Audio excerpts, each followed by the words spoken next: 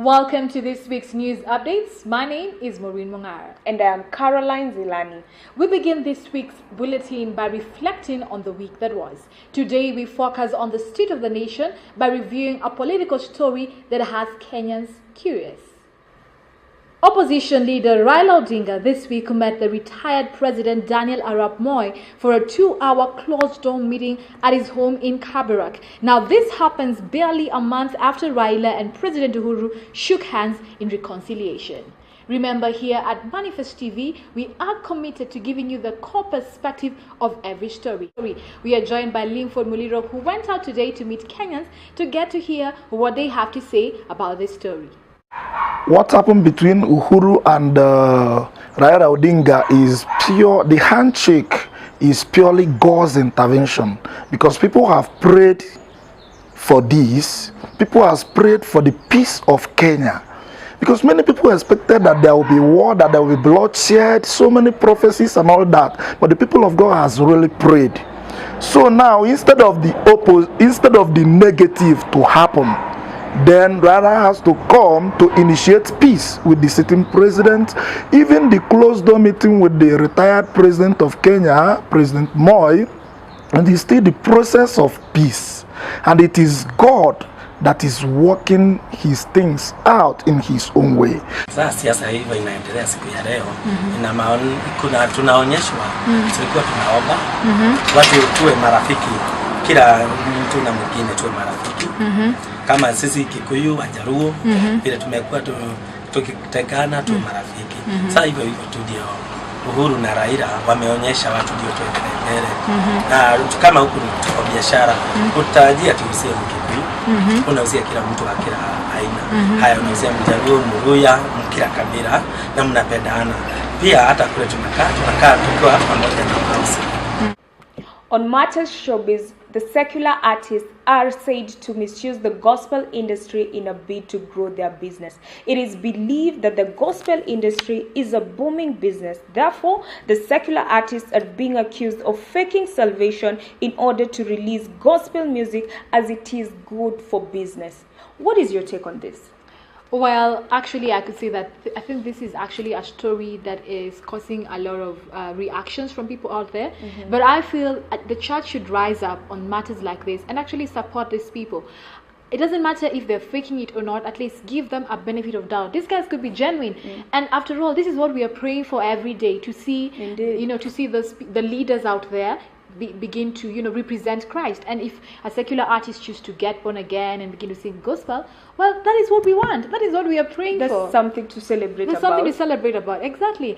And what I could say is that for the artists that are coming out there boldly and saying, you know what, I'm done doing secular, I'm now going gospel, I feel as a church we need to really support them, because it is so brave of them, knowing very well of all the criticism that's going to come with it. They're still rising up and saying, this is what I want.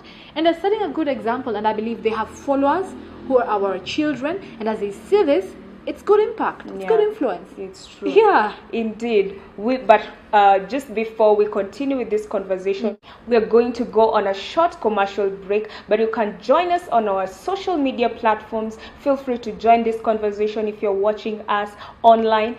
Comment below and share in your thoughts.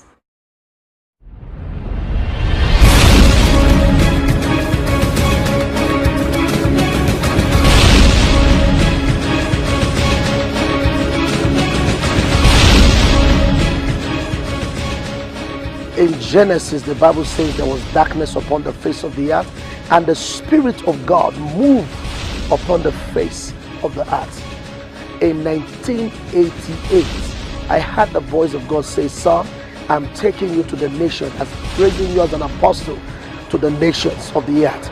And since 1988, God has been doing great things, using us from the nation of Nigeria down to Kenya, Zambia, South Africa, Mexico, Europe, in America, in Asia, Bangkok, and in different places.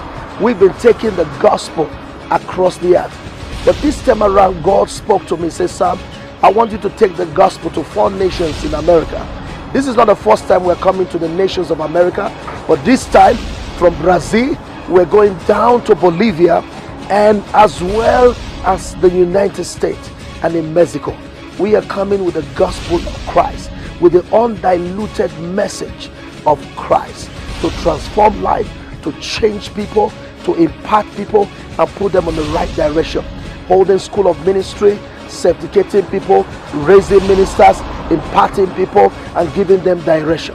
Wherever you are, you want to partner with us, you want to take part in what we're doing, partnering with us either in prayers or you want to partner with us with your seed.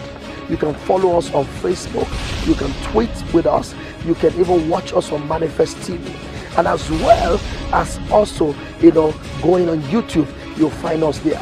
Wherever you are, you can join this global team that is reaching out to the world, touching lives and giving them direction. God bless you.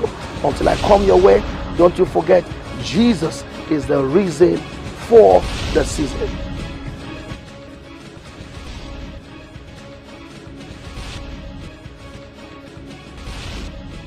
On to announcements today. The church office is open Monday to Friday, 9 a.m. to 4 p.m. Come for prayer and counseling as pastors are here for you. A revival meeting is coming up on 22nd of April. The theme, Days of Encounter.